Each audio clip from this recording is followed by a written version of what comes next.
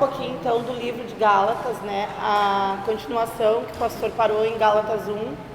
Hoje a gente vai falar um pouco de Gálatas 2.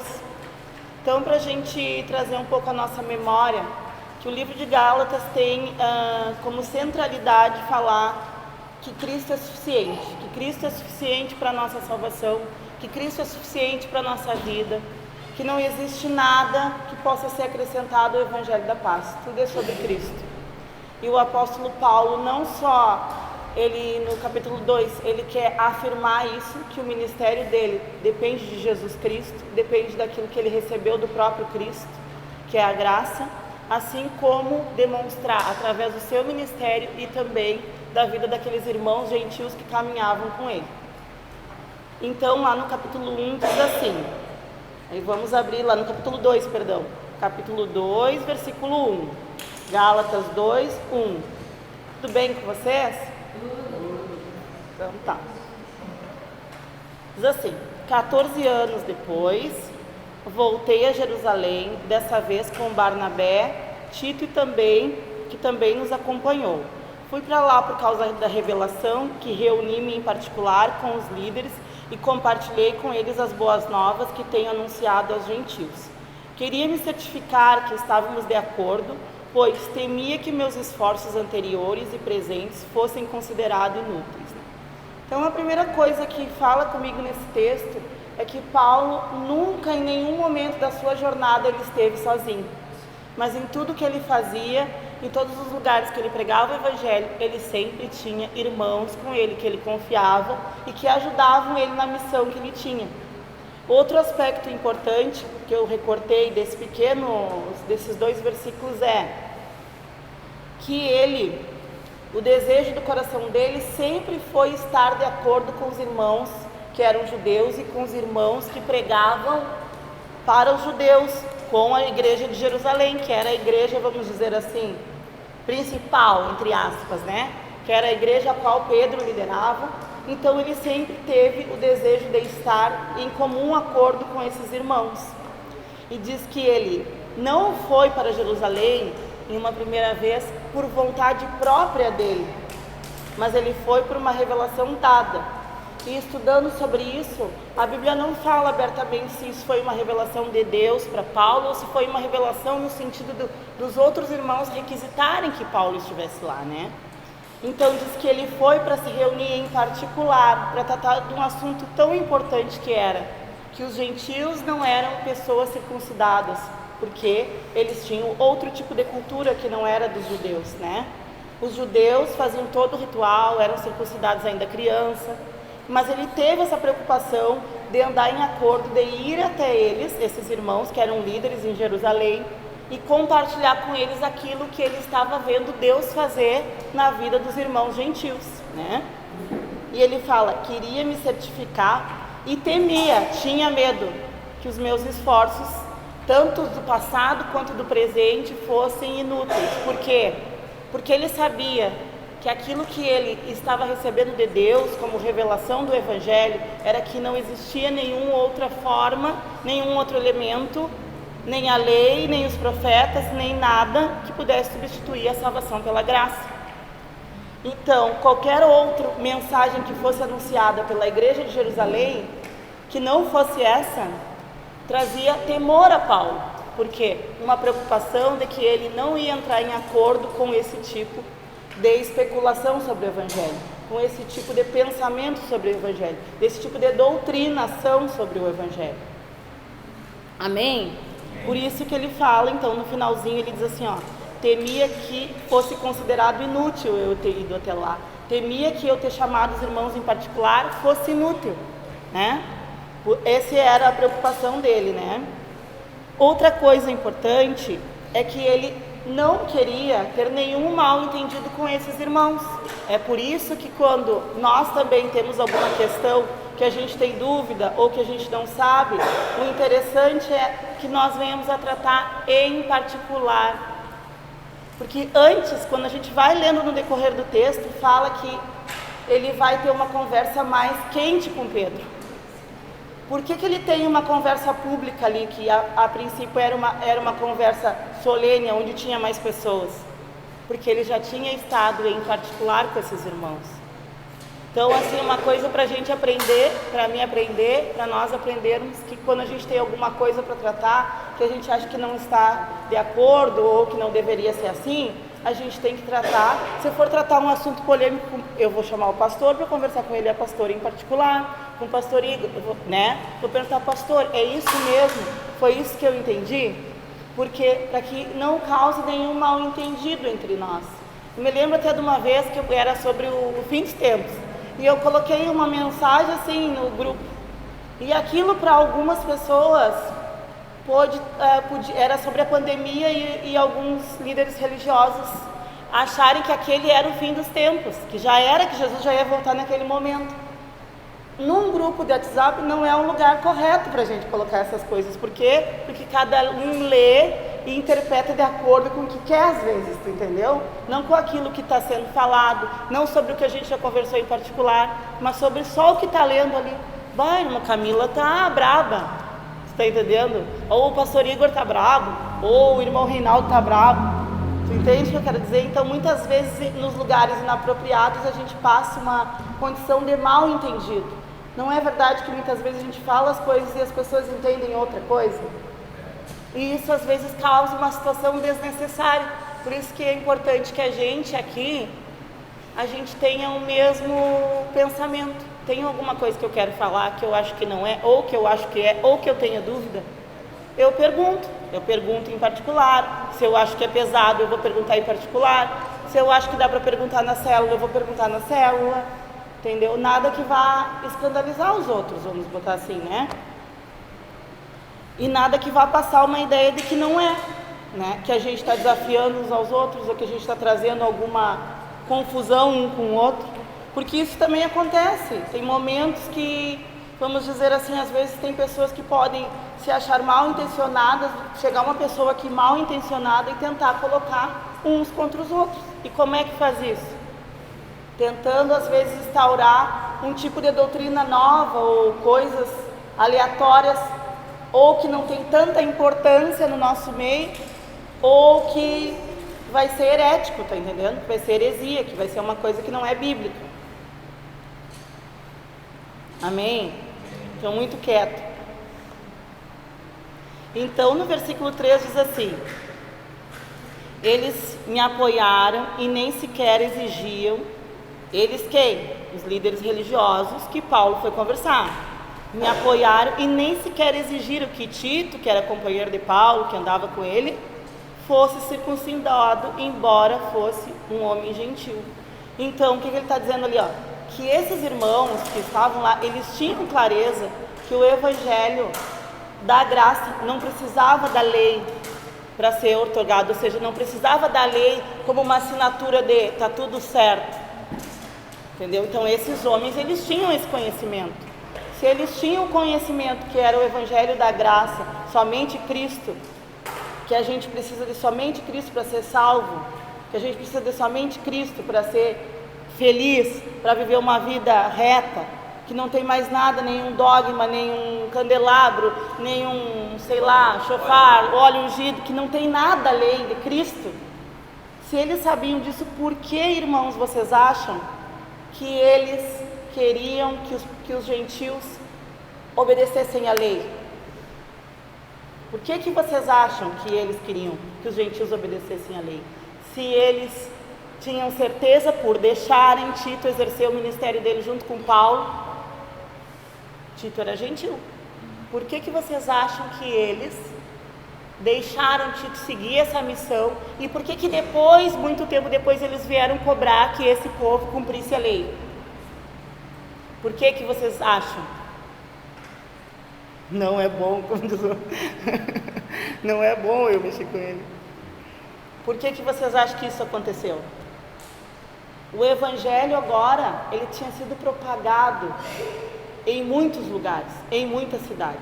O evangelho tinha crescido, se passaram 14 anos que Paulo tinha conhecido o evangelho, que começou, claro que ele não começou a exercer o ministério dele instintivamente, no mesmo instante, não foi isso que aconteceu.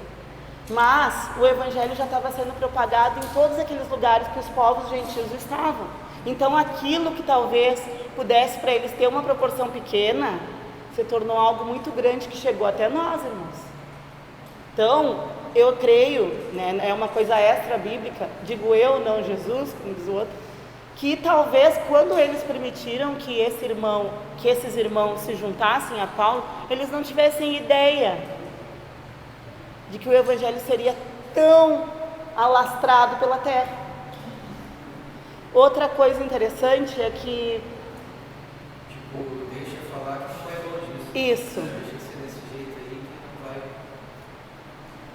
Então, isso é uma prova de que eles sabiam que a verdadeira circuncisão, ela não é dada por uma etnia. A verdadeira circuncisão não depende do lugar onde as pessoas moravam, mas dependia do coração. Ou seja, a verdadeira circuncisão é o coração. Então, muitas vezes a gente acha, eu vou falar um pouquinho sobre isso hoje, sobre o legalismo moderno e sobre a hipocrisia religiosa. O que são essas coisas, tá? Eu coloquei uma coisa assim aqui, ó. Podemos perceber que no nosso tempo também devemos fugir e combater esse tipo de hipocrisia, esse tipo de religiosidade. Por quê? Se a gente não tem nada a ver com aquele povo que morava lá. A gente já passou 200 e não sei quantos mil anos. Por que a gente tem que combater a hipocrisia religiosa e também o legalismo moderno? Porque essas coisas, elas só se repaginaram, mas elas continuam acontecendo nos nossos dias, como o pastor falou no estudo anterior. O que seria, irmãos, essa hipocrisia religiosa? É uma consciência de santidade que não existe. O que é? Os super santos. Ou seja, eles eram melhor do que os gentios, porque... Vou empurrar para cá que tá pingando em mim.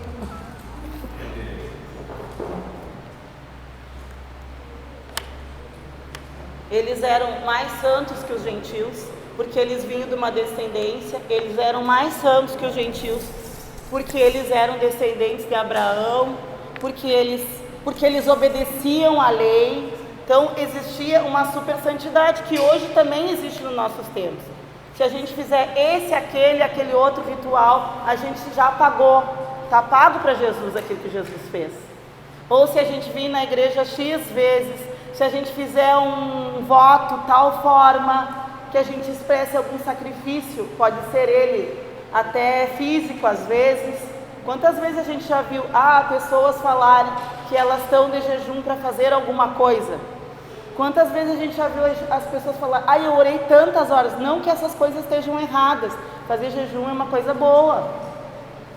Por exemplo, orar tantas horas é uma coisa boa, mas o que é má? Achar que isso pode pagar aquilo que Jesus fez, ou achar que qualquer tipo de ritual pode ser um pagamento, né?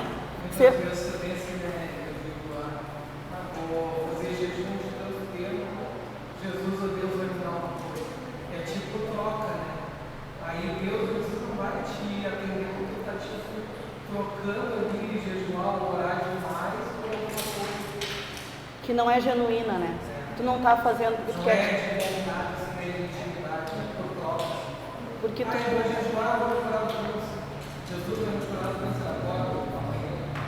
Aí eu tô, obrigando, né, Jesus, eu procurar, eu jejuei 5, 7 dias, orei, né? Aí fica uma troca de favor. É verdade. Eu me lembro, Fabiano, que muitas vezes, no passado, a gente até escutava que era como se tu tivesse autoridade para mandar Jesus fazer alguma coisa, tu fazer essas coisas. Então agora, porque eu orei, eu jejuei, eu fiz várias coisas, agora eu...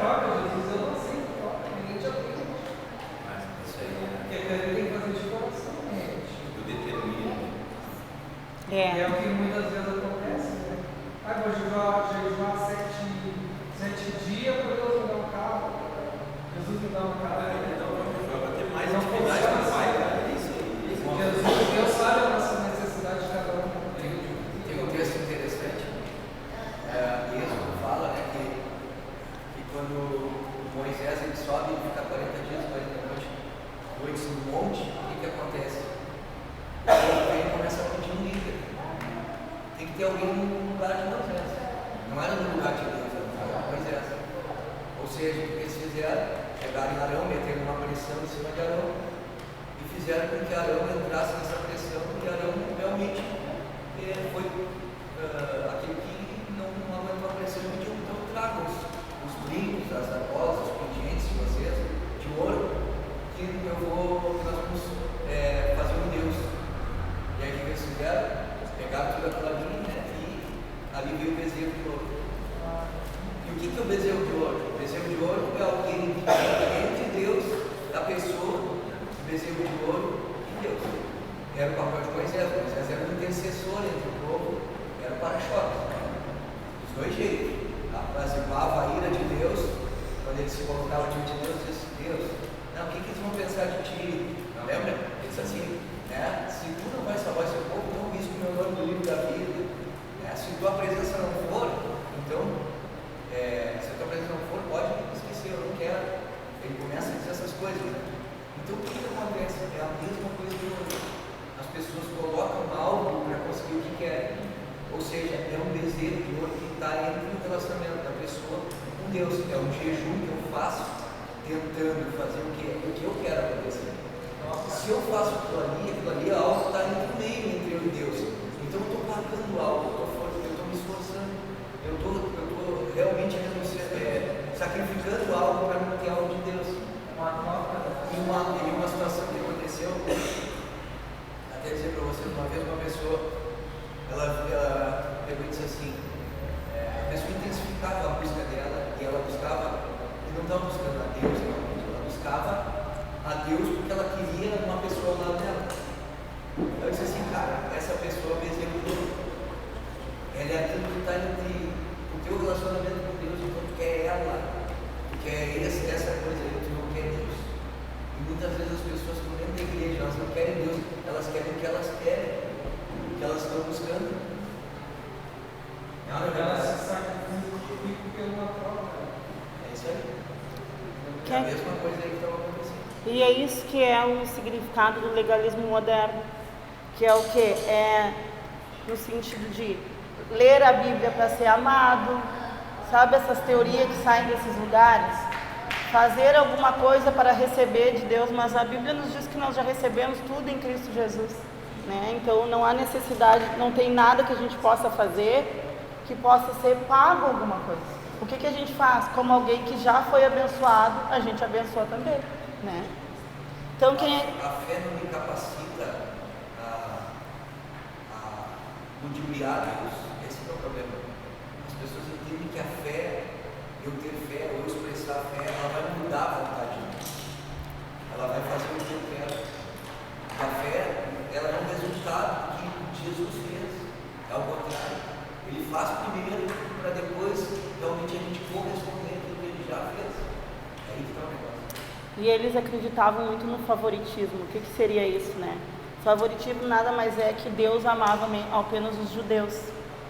Então eles são o povo santo, o povo escolhido. E o pior de tudo, irmãos, que nos dias de hoje ainda se tem um culto a Israel justamente porque acha que só Jesus vai fazer. É óbvio que Jesus, o Messias, vai vir sobre Israel. Mas o Israel que Jesus fala na Bíblia do Novo Testamento é o Israel de Deus. É aquele que é descendente de Abraão no seu coração. É aquele que foi circuncidado no coração. Eles não acreditam que Jesus veio, né? Se sacrificou por nós na cruz. Eles acham que Jesus vai voltar de volta. Aí vai ser o verdadeiro Messias. Eles não acreditam. Como nós não acreditamos que Jesus veio e se sacrificou por nós. Eles não acreditam nisso aí. Não. Eles acreditam em Deus. Aí, como Moisés falou, que Jesus seria o próximo profeta. E não seria o filho de Deus. Aí aconteceu isso aí. Você complementou isso aí que eu estava falando agora? Não, Em relação ao sim, processo. que é o favoritismo, né? Porque o que acontece? Jesus, a palavra de Deus, ali até o próprio Paulo diz que Abraão creu e isso foi imputado como justiça. Então, o que é essa questão que a Camila está falando? Essa geração, essa descendência de Abraão, é aqueles que são salvos, que se tornam o Israel de Deus pela fé. Ou seja, crendo no Cristo, isso é a minha justiça, isso é a minha justificação. A justificação nossa, ela não está pelos nossos dados, ela está pela pessoa de Cristo Jesus, pela fé em Cristo Jesus, uma fé. Aí, que nem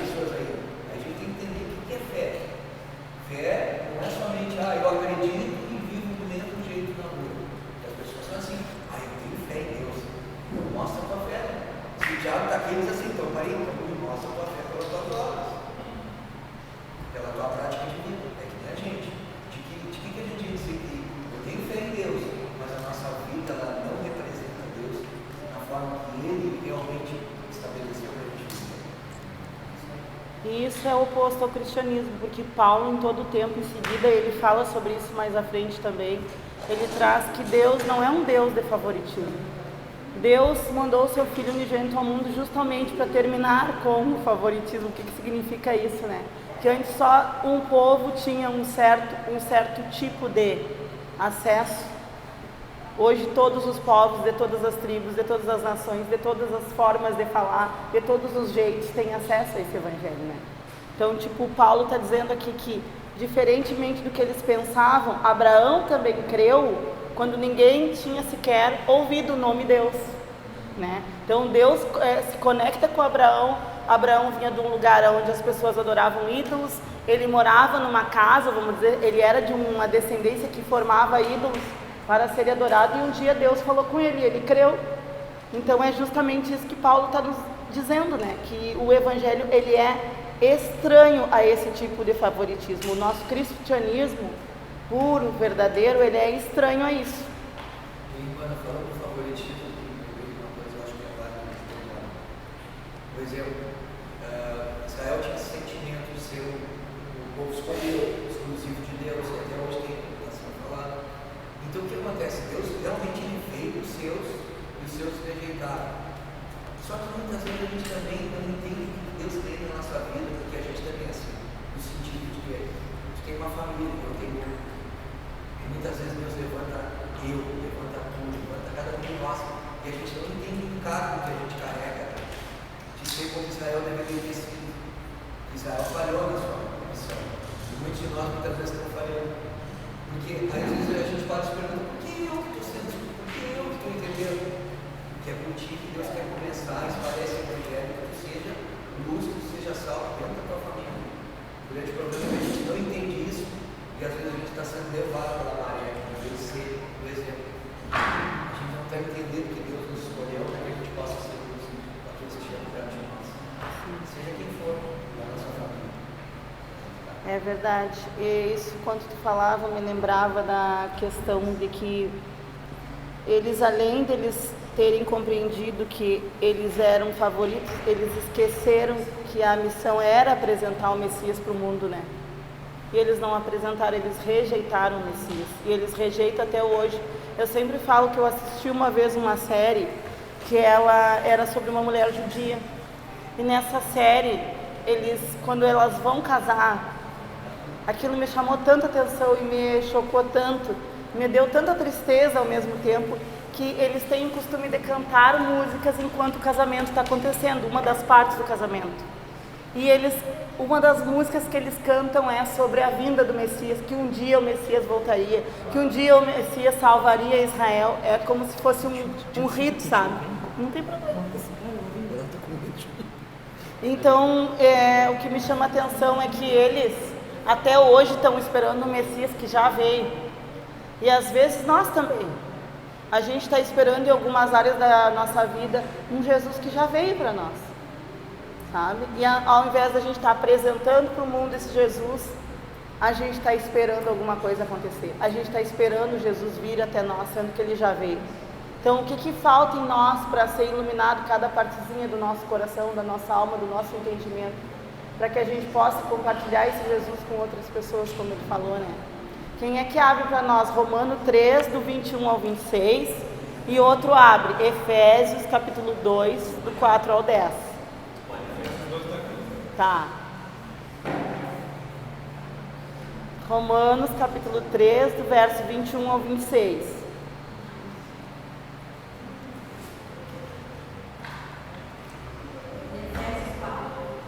Efésios 2, 4 ao 10. Quem é que leu Romanos 3?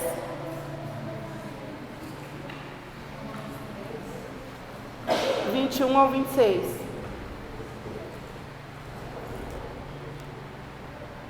Mas agora se manifestou sem a lei a justiça de Deus, pelo testemunho da lei e dos profetas, isto é, a justiça de Deus pela fé de Jesus Cristo, para todos e sobre todos os que creem, porque não há diferença. Pode ler o Efésios 2, 4 ao 10? Mas Deus, sendo rico em misericórdia, por causa do grande amor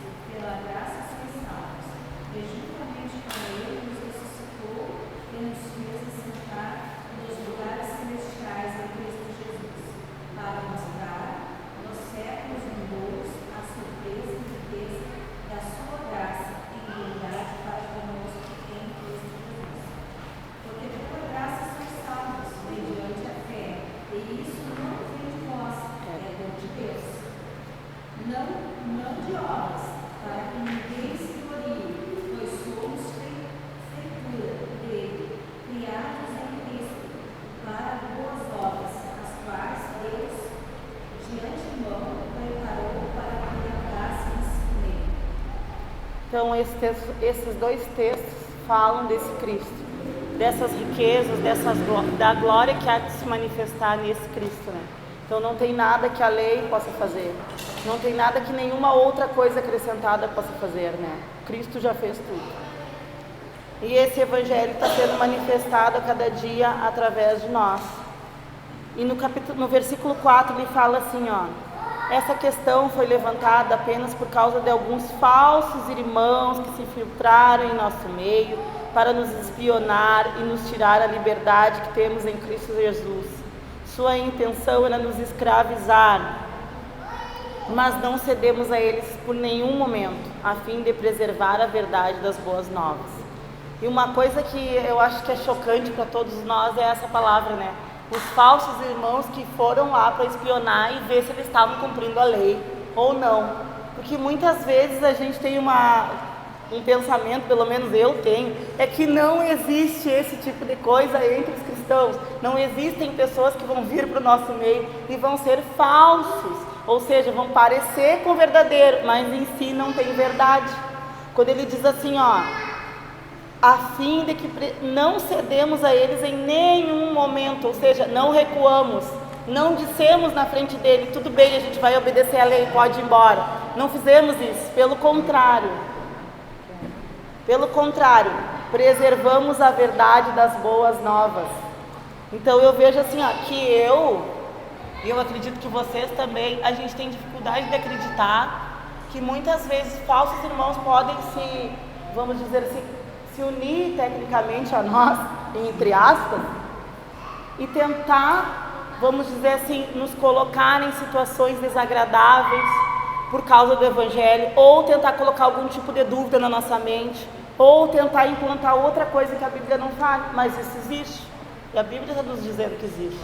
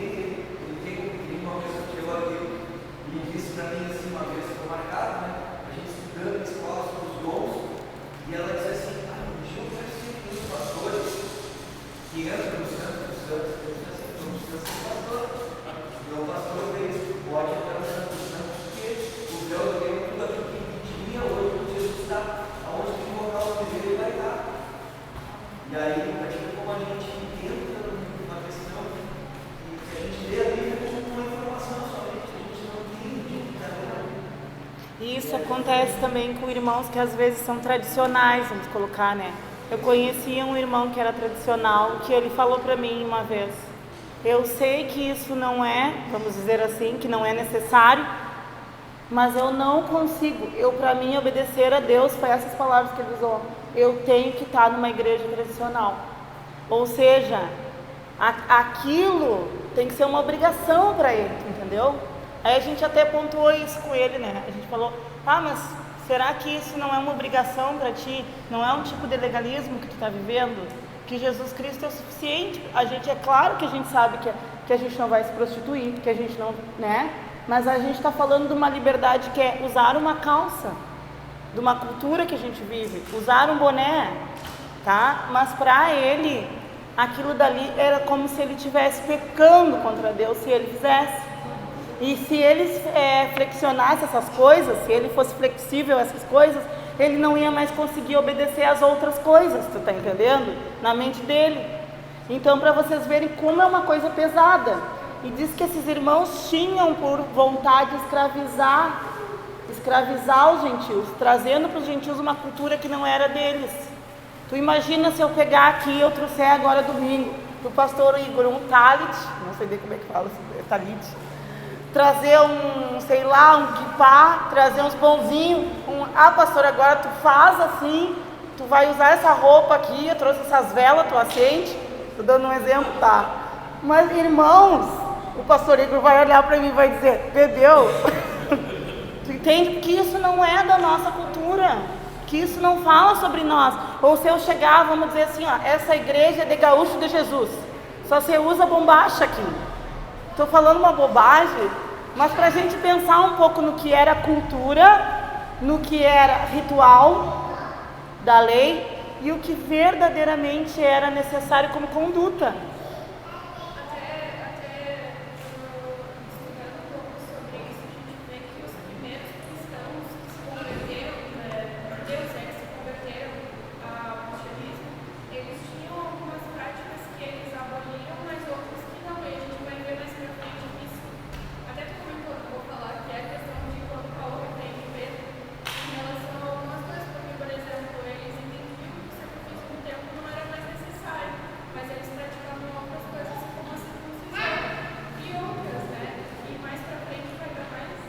Mais pano para manga.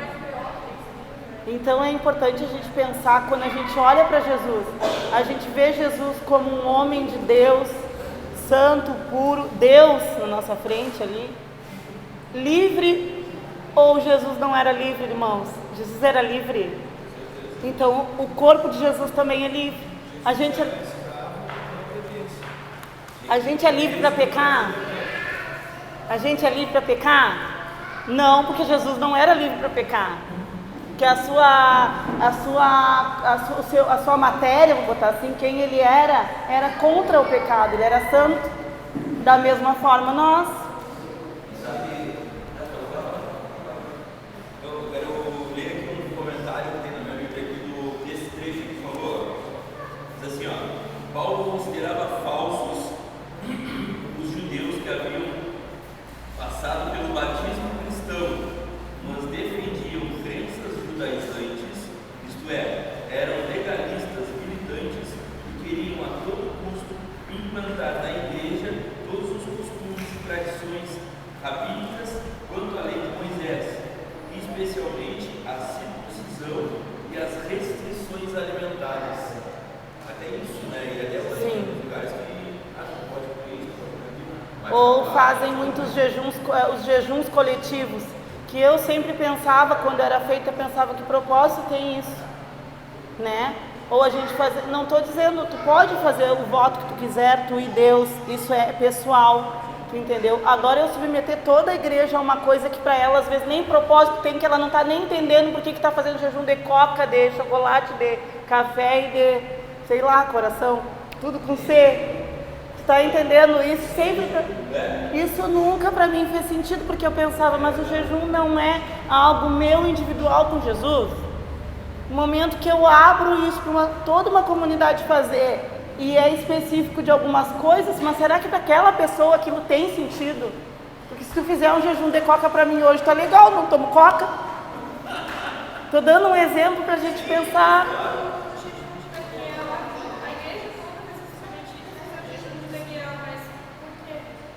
Teve um propósito naquela época, em tempo, aquela pessoa em É isso que eu quero dizer. Aonde que está o propósito de algo que não é acordado entre tu e o Espírito Santo?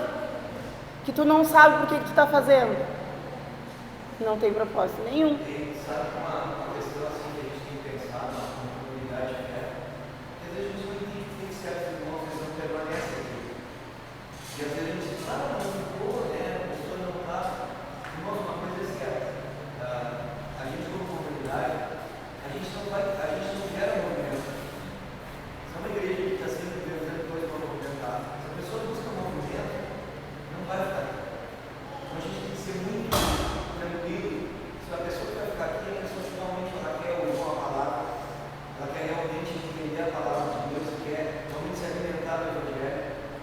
Não que a gente esteja plenamente certo em tudo que a gente está aprendendo certo, a gente luta e estuda para isso, por favor, a cadeira do pessoal que ensina aqui, já vai ser eu também, o pessoal está no aula de casa, então a gente estuda para isso, para que a gente possa fazer uma palavra realmente. E eu fico pensando, sabe, que isso aí bate nisso, bate nessas questões. Porque se a gente for mudar algo que não é o Evangelho, não vai lá.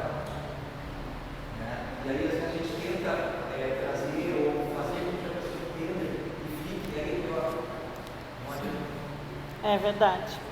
Uma coisa que me chama muito atenção é que o corpo de Jesus sempre foi e sempre será livre. Mas livre do quê?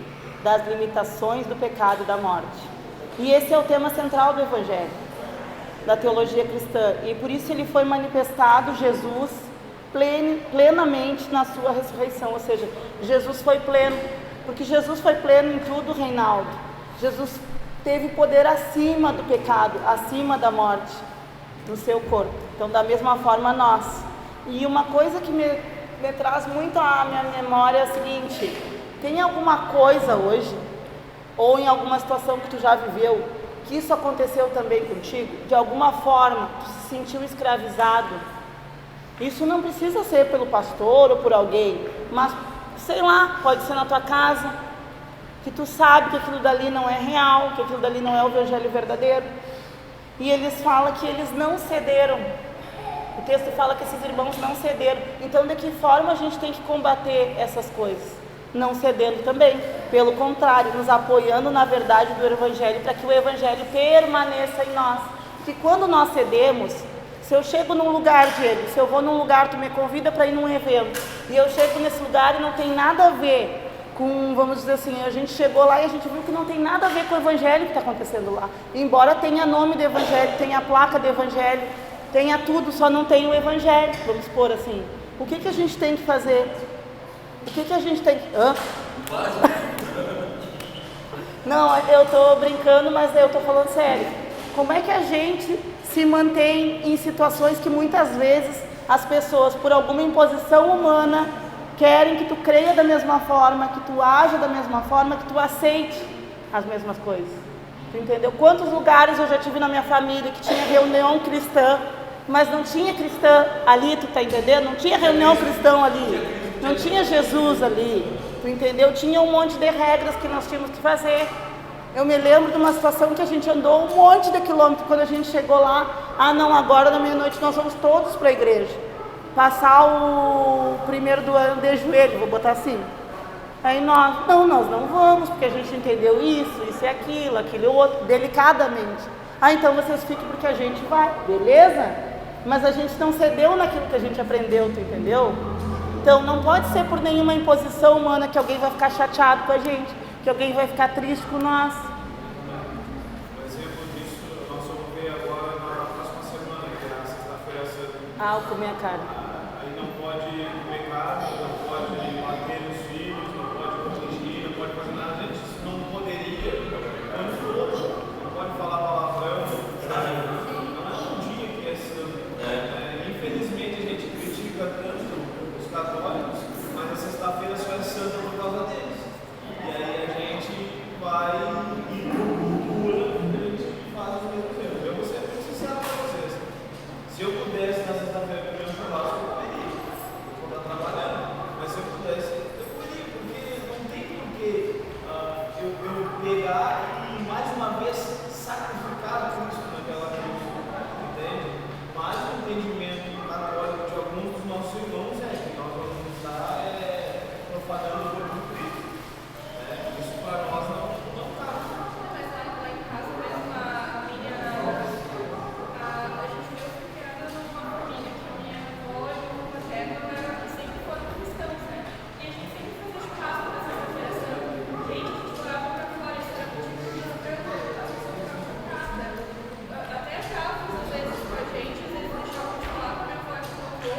por conta disso, porque era pecado, não podia, e durante o resto do ano. E é uma coisa até esquisita que as pessoas, vocês veem como o ser humano ele é voltado para o ritual, porque tem muitas pessoas que sequer sabem, entendem de cristianismo e só comem peixe, por exemplo, na sexta-feira, mas nem sabe por que está comendo peixe.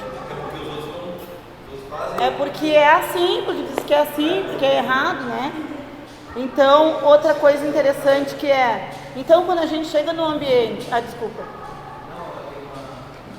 Tem uma coisa que eu sempre falo, desde que eu entendi isso, para o libertador para mim. Como é que a religião ela age? Ela coloca três coisas sobre a nossa vida: domínio, a vida com domínio, medo, três coisas que a religião quer. Ou seja, domínio. Como é que eles fazem? Se é um líder, se é alguém assim, a pessoa ela manipula o que ela quer, a forma que ela quer. Ela diz o que quando, o que faz, o que não faz. Ela é um árbitro, ela não diz para né? Então, assim que é. Pelo contrário, a Bíblia fala que o contrário do domínio que é a liberdade. Jesus nos chamou para a liberdade para ser livres, não libertinário. Liberdade tem diferença de libertinário. A mesma. Então, domínio, aí medo, né?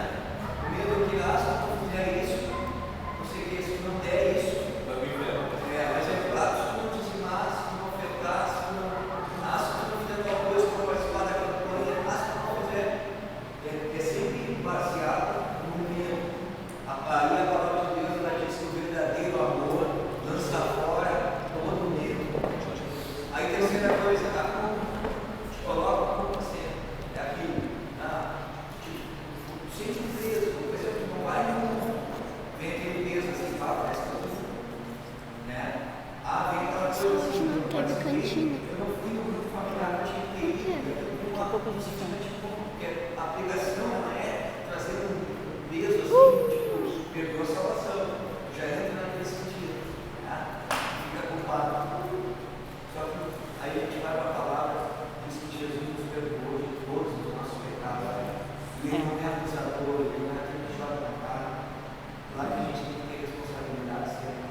E saber que a comunhão é importante, que realmente o relacionamento com Deus é importante. E todas as coisas, o que Deus quer de nós é santidade, é vida cristã real.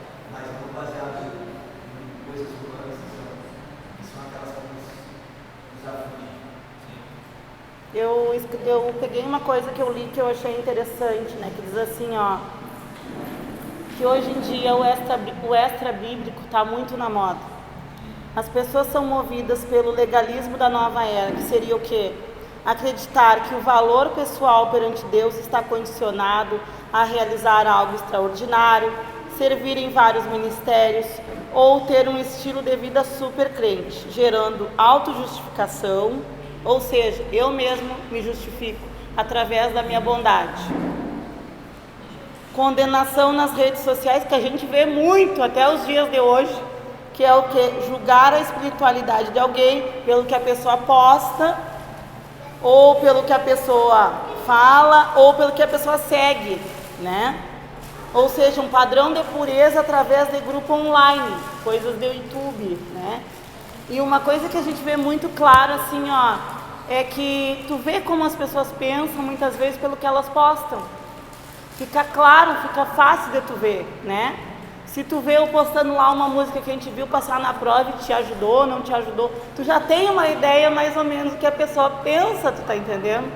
Então, outra coisa é que eu sempre pensei que isso é uma coisa difícil de lidar nos dias de hoje, que é aquela história da bondade, né? Que é o fazer para todo mundo ver. Isso também é uma coisa que está na moda hoje, muito se vê, a gente vê nas redes sociais, né? Não que tenha problema de tu tirar uma foto, mas que a tua intenção não esteja nisso, entendeu? E eu acho que isso constrange muitas pessoas, né? Então, essa autojustificação baseada nessas coisas é contraditória ao Evangelho da Graça. Pelo contrário, né?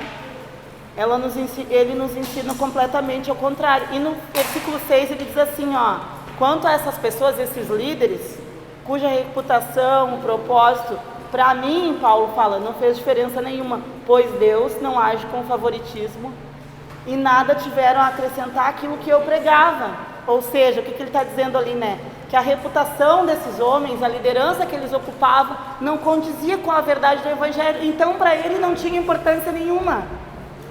Vocês me entendem? Então, não adianta nada a pessoa dizer, como eu já vi muitas pessoas dar carteiraço, ah, mas eu sou tal coisa, mas eu sou líder, mas eu sou tal coisa. Mas o que as minhas atitudes, elas revelam sobre isso que eu exerço? Que não adianta nada, por exemplo, eu ficar dando carteiraço por aí nas pessoas, se aquilo que eu falo não está condizendo à pregação verídica da palavra. Só é um carteiraço, eu só tenho um cargo. Então, da mesma forma, eles estavam agindo de forma contrária ao Evangelho, tentando impor a lei. Por isso, a reputação deles não tinha prestígio para Paulo. É como se a liderança deles não fosse importante para Paulo, porque o que verdadeiramente pregava era a pregação verdadeira de Cristo Jesus. Então diz assim, ó, que quando a gente tem, por exemplo, um cargo, vamos dizer, sei lá, qualquer cargo, certo? Muitas vezes a aparência fala muito. E às vezes as pessoas também estão usando um tipo de máscara. E isso é uma coisa difícil para todos nós, vamos dizer assim. A pessoa pode chegar aqui, pode dizer que ela é pastor, que ela é querubim ungido, que ela é várias coisas, mas o que vai demonstrar mesmo se existe verdade naquilo é o que ela prega, é o que ela vive com a vida dela, é o que ela oferece para os outros. Ou como é que a gente é, vamos dizer assim, reprovado? Vamos supor, se a senhora chegar lá no colégio e perguntar, como é que essa professora aqui, perguntar para qualquer pessoa, ela falta, ela espragueja todo mundo, ela é de Jesus. Mas como? Entendeu? Não é o tanto que eu me digo ser de Jesus, mas é o tanto que eu sou realmente Jesus. Que não adianta eu chegar lá querendo evangelizar meio mundo e daqui a pouco tu tá espraguejando os outros, tu tá entendendo? Tu tá maldizendo os outros. Ou eu tô pregando um evangelho que não é real. Foi isso que aconteceu para esses homens. Por isso que Paulo falou, para mim não faz diferença nenhuma, porque Deus não age com favoritismo. Deus não está interessado no cargo de ninguém. Diz assim mais, ó. Nós, eu escrevi aqui, quando nós estamos na presença de outras pessoas, como nós nos dizemos para as outras pessoas, como nós nos apresentamos para as outras pessoas. E nós, será que também a gente não concorda quando a gente está em um ambiente diferente? Eu chego lá vou dar um exemplo, tá? Eu chego lá na Igreja da Graça, ou eu chego lá em outro lugar, não vou nem botar a Igreja da Graça para não ficar uma coisa taxativa, mas eu chego num culto que já foi feito em lugares que eu já trabalhei, ecumênico. Será que eu concordo com tudo? Entendeu? Será que eu estou dizendo amém para todas as coisas? Será que eu também não estou sendo levado por algum tipo de espécie de doutrina ou por favoritismo? Não, aquele lá é o fulano de tal, então aqui eu tenho que me portar de tal forma. Sabe, uma coisa que eu acho muito, não estou bem errado, mas é muito legal, mas é muito doido e malvado ao mesmo tempo legal por conta de expor a maldade em alguns lugares. Eles batem tanto no macumbeiro, tá, gente? Eu estou usando uma linguagem, vamos dizer assim, evangeliquez, né? O macumbeiro, o fulano de tal, aquele que pratica obras para a nossa. Porém, na hora de pegar o dinheiro desse povo, aí é agradável. Basicamente isso que estava acontecendo, o que eles queriam? Eles queriam sim ter esses irmãos perto, porém eles queriam da forma que eles pudessem moldar. Quando Jesus tem aquela declaração ali no Cesareia de Filipe, ele fala sobre as portas do inferno, nunca prevalecerão da igreja, enfim. Ali, nas palavras de Cristo, ele está se referindo a uma seita, né, que seriam os filhos da luz, que eram essas pessoas que, enquanto Cristo fazia, eles iam em cima, eles pegavam o raio que Cristo estava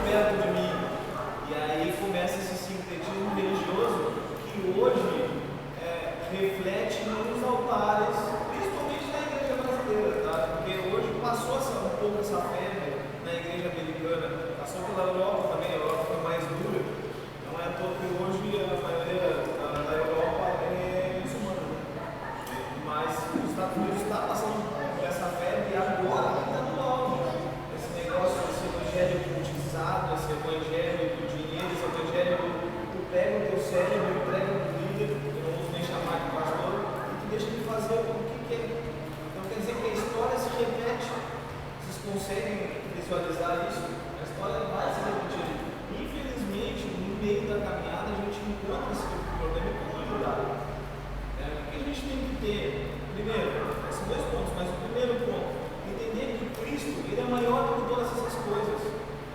E segundo, doutrina é diferente de sã doutrina. A sã doutrina ela é pura. O que é essa doutrina?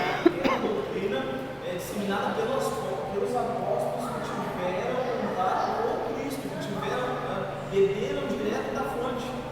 Vocês entendem? Então, por isso que Paulo vai criticar o evangelho de outras vezes. Ele vai dizer que um anjo desça e pregue outro evangelho, considera ele maldito, como nós vimos na aula passada. Considera ele maldito. Maldito porque a vertente não é Cristo. Eu acho que é aí onde eles se pegam mais à frente ali, Pedro e ele, porque o que está dizendo, cara? Aqui na linguagem do pastor Igor, né? Mesmo o sendo aquele que ele chamou por 3 vezes, está te perdendo, Mesmo. Embora lá na frente, Paulo vai fazer o quê? Circuncidar Timóteo por uma conveniência. Mais à frente, talvez a gente vai falar que é a conveniência missionária. Nós temos que entender que em alguns lugares de missão, se nós não entrarmos na cultura deles, não é se corromper, mas se nós não entrarmos na cultura daquele povo, é como se a gente fosse pregar na Cracolândia e começar a usar crack. Não, isso é corrupção. Entende? Mas se nós não tivermos a linguagem deles, a gente é expulso. E ali se fecha uma porta para o Evangelho.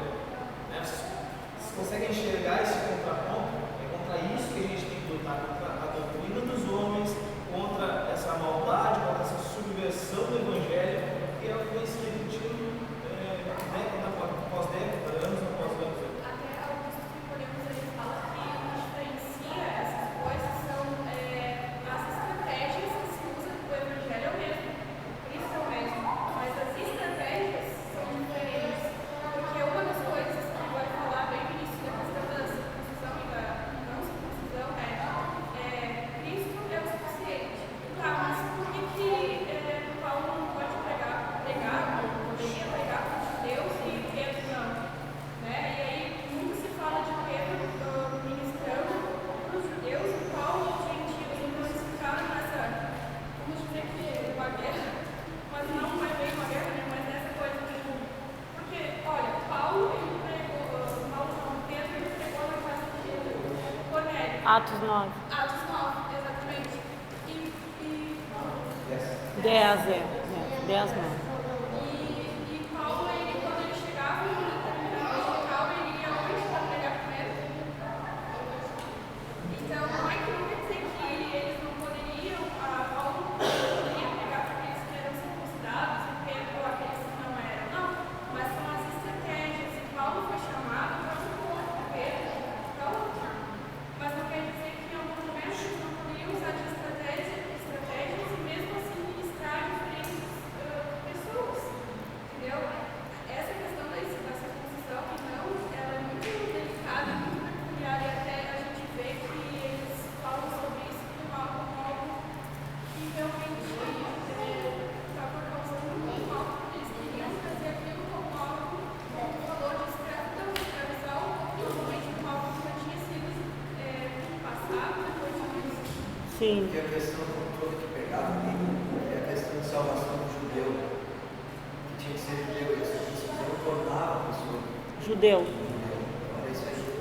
Por isso Era que fosse um batismo, né?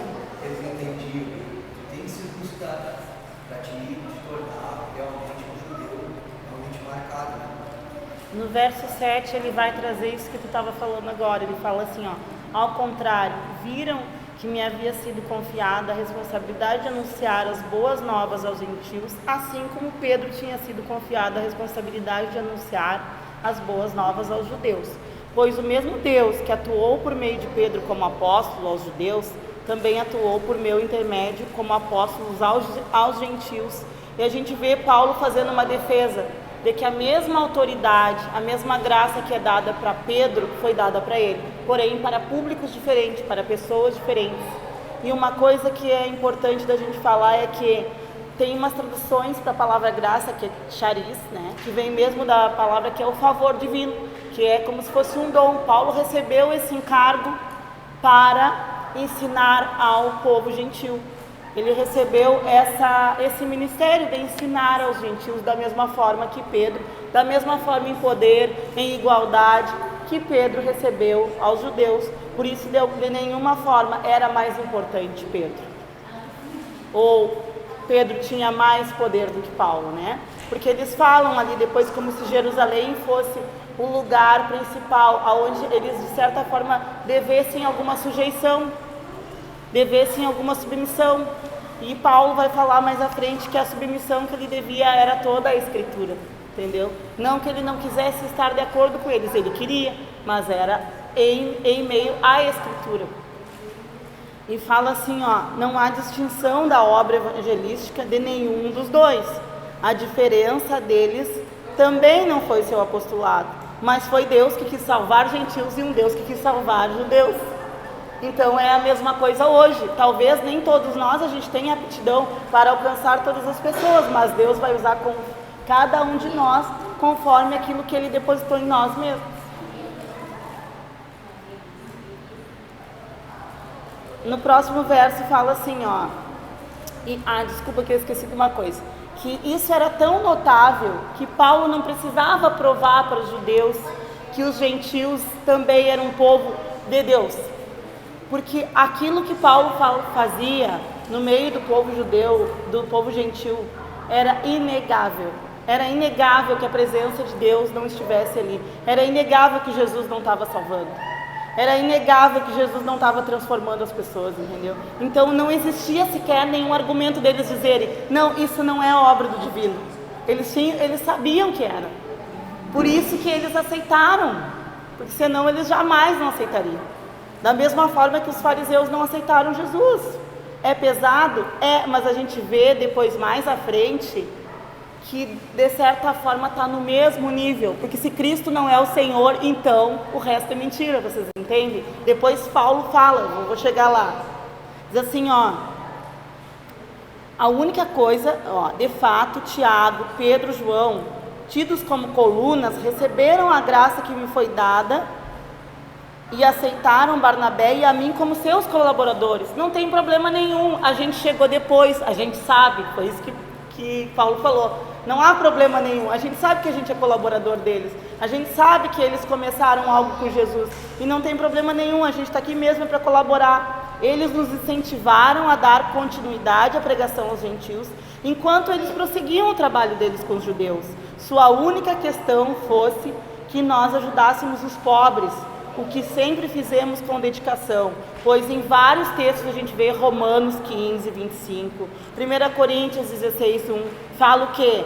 Que quando Paulo vai para Macedônia e Acaia, ele fazia com muito gosto e agrado o quê? A coleta.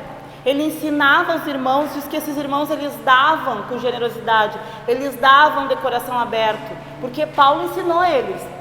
Então é também uma demonstração que eles queriam andar de acordo com a igreja de Jerusalém, porque senão não se importariam com a causa dos pobres que estavam acontecendo lá, entendeu? Então eles também eram colaboradores do evangelho para os judeus, só que de forma diferente, distinta, distante pode-se dizer, né?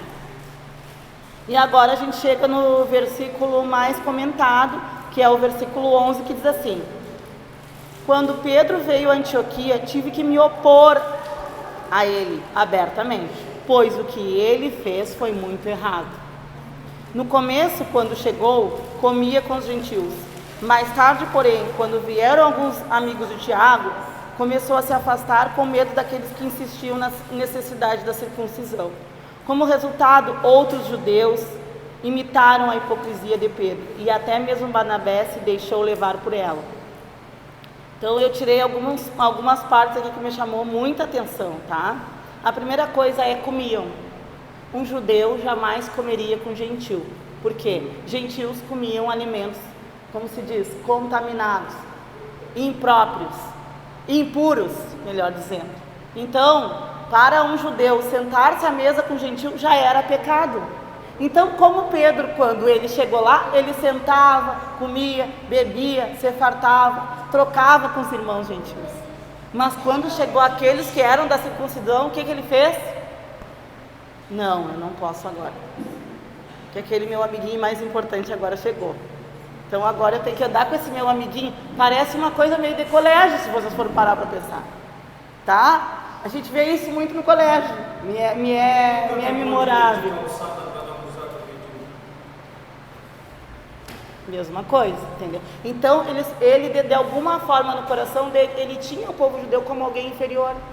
O povo gentil, perdão, como alguém inferior. Enquanto ele estava só com os gentios, ele era como os gentios. Mas quando os judeus chegaram, aí ele teve que mudar de procedência, né? Outra coisa que eu retirei dali que eu achei interessante é... Ele fala abertamente sobre a hipocrisia de Pedro, né? E para a gente ver que as nossas atitudes são capazes de fazer outras pessoas seguirem e nos imitarem. Que a gente, de certa forma, quando está contaminado, a gente também contamina outras pessoas. Entendeu? Se o Reinaldo chegar aqui, isso também eu demorei muitos anos para entender. Uma vez até eu falei para o pastor, mas a pessoa tem que entender. Era até sobre uma oferta, pode falar, né, pastor? Às vezes a gente fazia a oferta no Pix, ninguém via, ninguém sabia. Ele falava às vezes para nós, é importante que a comunidade aprenda uns com os outros a ver. Eu ver o seu Reinaldo ofertar, eu ver o tio Rick ofertar. Não como uma cobrança de alguém, mas como um ensinamento, entendeu?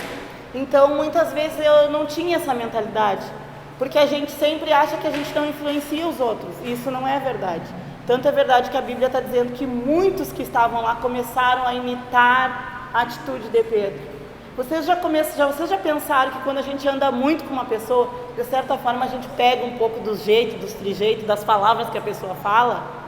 Vocês já pararam para pensar, não, mas eu não, eu sou diferentão, eu sou diferenciado, eu não fico igual. Não, todos nós de alguma forma, a gente se torna um pouco parecido quando a gente caminha junto. E foi isso que aconteceu com aqueles irmãos que estavam lá. Até Barnabé, ou seja, até o meu amiguinho, decidiu ser amiguinho do outro. E fazer o que o outro estava fazendo errado, vocês entenderam? Exatamente. É como eles fazem às vezes até aqueles experimentos que como é que chama? Que é copia e cola. Que a pessoa não está pensando no que está fazendo, porque o outro fez, ela cola, ela faz igual, ela tem o mesmo procedimento. Eu não sei como é que chama isso, mas é tipo copia e cola. Se tiver uma afinidade do que a pessoa está fazendo errado, você não está fazendo errado. Tem que ter uma afinidade espiritual. De discernir, né? Pastor César está fazendo uma coisa errada, não vou me tirar uma coisa. Não vou me tirar porque ele está errado. Mas, por exemplo, tu pega as crianças, Fabiano, olha o que está acontecendo. Olha só, as crianças são muito assim. Não só agora, mas às vezes a gente vê eles até no culto, eles são muito de imitar o que os outros estão fazendo. Uns imitam os outros, certo? Então o que eu vejo é que muitas vezes a gente aqui, nem todo mundo está na mesma estação, nem todo mundo está na mesma página. Então muitas vezes eu preciso ver o pastor Igor fazer para mim me animar a fazer coisas boas, assim como o contrário também acontece, né? Outra coisa interessante é que eu li uma frase e eu achei muito interessante, é que a gente tem que ter cuidado com partidarismos. E partidarismo não fala só de partido político, fala de todos os quesitos da nossa vida. A gente tem que ter cuidado para que o nosso partidarismo, que não é sobre partido A, B, C, Lula, Bolsonaro, não é sobre isso, é sobre coisas que a gente defende na nossa vida. Elas não se tornem o quê? Algo que sobrepõe a Jesus. Porque se o nosso partidarismo, ele sobrepõe a Jesus, isso também é uma forma de influenciar as pessoas a fazerem aquilo que a gente está fazendo. Mas a gente também pode tomar isso para as políticas. Agora vem a campanha eleitoral, né? Quantos de nós brigamos, discutimos, ficamos chateados por causa disso? Isso não tem nada a ver com o Evangelho, isso não tem nada a ver com Jesus, né? Então a gente tem que ter cuidado com esse partidarismo. Eu sou de Pedro, eu sou de Apolo, eu sou de Paulo, eu sou de quem? Eu sou de Cristo, né? Outra coisa que eu recortei como bem bonito é que na liderança cristã, muitos estão aqui falando, mas eu não sou líder, porque o que isso tem a ver comigo? Mas acontece que a gente sempre é líder para alguém, e a gente é sempre líder em algum aspecto, como é que a gente diz? Em alguma coisa na nossa vida. A gente exerce liderança sobre as outras pessoas, não só, eu sou chefe de alguém, ou o pastor que é pastor da igreja. Mas em todas as coisas as pessoas estão nos observando, não estão? Então, a gente tem que entender que aquilo que eu faço tem responsabilidade sobre o outro que está vendo.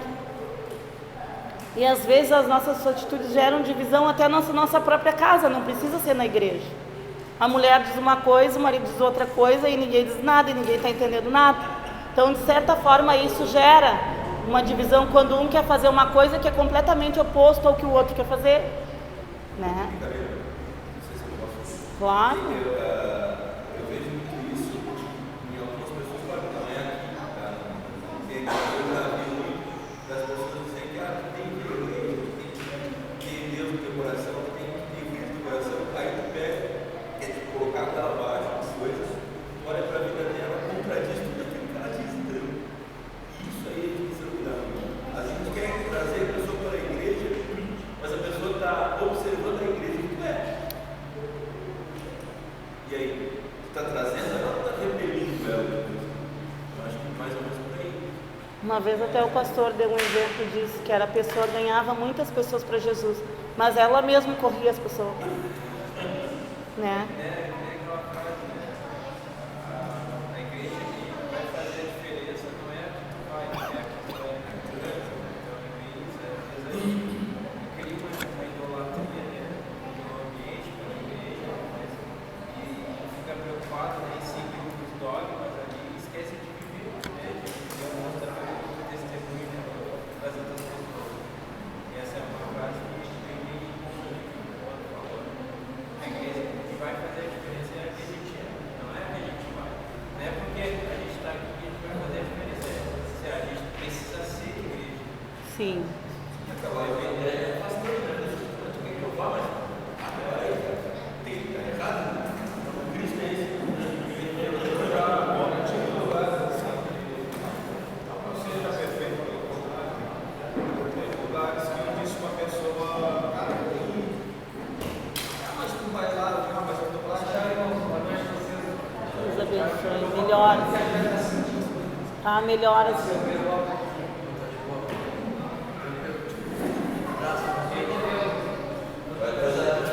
Ela tá com 12. eu tive lugares e eu já Tchau. Muito bom, melhoras. Tá bem. eu ouvi dizer, mas tu vai lá, cara, mas eu vou passar. É. Aqui, a maioria das pessoas que vieram até nós, como é que ela na igreja? Cara, eu falar, é que nem campanha política, eu vou falar, vou puxar pro meu lado, entendeu? Vai e conhece, vê se bate com a tua ideia, vem e fala com o pastor, vai ficar, quando for ver, é assim, entendeu? E passar disso é do marido. Então, eu anotei uma coisa que eu parafrasei e achei interessante. Ó. A irmandade é como um ingrediente de um bolo. Uma vez que um fermentou, dá para fazer o bolo? Compromete todo o bolo. Qualquer ingrediente estranho, que não for farinha, açúcar, fermento e ovos e leite, corrompe o bolo. Então, os únicos ingredientes que dá liga para o bolo é esses que são essenciais para a comunhão. Dissimular, como tem no versículo 13, diz que Pedro dissimulou, né? Tem uma versão que fala. É uma palavra para demonstrar que muitas vezes a nossa dissimulação, ela demonstra a nossa personalidade. Porque se eu nas tuas costas, eu sou outra pessoa, então na verdade eu não sou nenhuma das pessoas que eu estou demonstrando. Demonstra que existe um tipo de falsidade na minha personalidade, né? Interessante no sentido da palavra hipocrisia. O hipócrita, que é falado ali, é um ator. A principal personagem, o original dele era um ator, alguém que realmente fazia o teatro. E foi isso que Pedro fez. Então, legal, tem gentios ali, né? E vai correndo junto, brincando, garanto, né? Compartilhando de coisas espirituais, falando das coisas de Deus.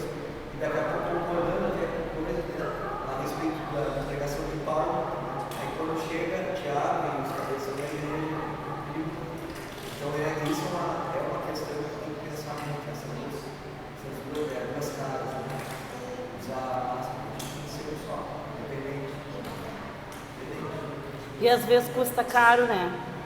Por isso que muitas vezes a gente se faz de, como é que você diz, de desentendido, só que não tem para onde ir, como eu digo, né? Às vezes nós mesmos nos colocamos em situações embaraçosas porque a gente deixa chegar no extremo para tomar uma posição diante de uma coisa que poderia ter sido resolvida bem no começo, né? E aí a gente deixa aquilo, né? E a gente acaba agindo contra a nossa própria consciência, porque Pedro tinha completo entendimento quando Jesus falou com ele ali no mata e come, né, que o pastor Igor citou. Então não era algo que estava incompleto para Pedro, que ele não estava entendendo. Não, ele sabia que os gentios eram um povo aceito por Deus e que não necessitava de mais nada. Interessante que Paulo defendeu Pedro e também Barnabé na onda, né? Então, pensa Paulo, tendo a gratidão que ele tinha pelo Barnabé. Porque Barnabé ensinou ele. E mesmo assim ele não deixou de reprovar o que Barnabé estava fazendo. E aí não importa de que as pessoas às vezes confundem gratidão, às vezes é que a pessoa tem tanto ministério, está congregando no lugar, e ela está sujeitando a tudo, está saindo fora da questão e ela não fala nada, porque ela tem gratidão. Só que a gratidão não pode passar, ela não pode exceder a justiça, ela tem que ser algo que está incorreto, tem que chegar a ser conversado. Porque quantas pessoas eu vejo, não, mas eu não posso sair de lá, eu não posso, não adianta, eu tenho muita gratidão, pastor, que eles fizeram, cara, isso não existe, não muda aquilo ali, só que no momento que está indo contrário do Evangelho, aí as coisas a gente tem que ter posição, independente de quem seja. Eu achei interessante aqui, só para comentar mesmo, a gente diz, Barnabé, cujo nome significa encorajador, ou aquele que incentiva, que acabou que foi incentivado, né? É verdade.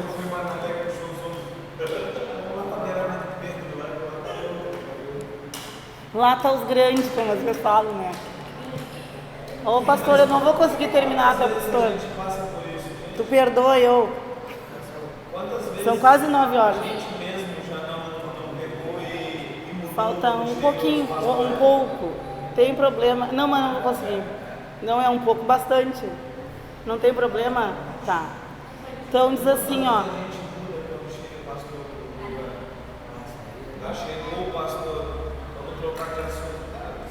Se é assunto que eu não posso ouvir, o pastor César não pode ouvir, então nada tem que fazer. Ou por exemplo, quantos aniversários a gente já foi que falavam assim, ó, eu já vi as pessoas, os convidados, crentes, falar isso, irmãos. Espero o pastor ir embora que vão liberar a cerveja. Eu já vi falarem isso, irmãos. Pô, eu ficava pensando, como? E a desgraça do domínio próprio. Então, mas se precisa o pastor ir embora, ou precisa tu esconder do pastor, então já tem uma maldade naquilo, tu tá entendendo? Deus não vai embora. Pra gente. A preocupação está em agradar Alguém.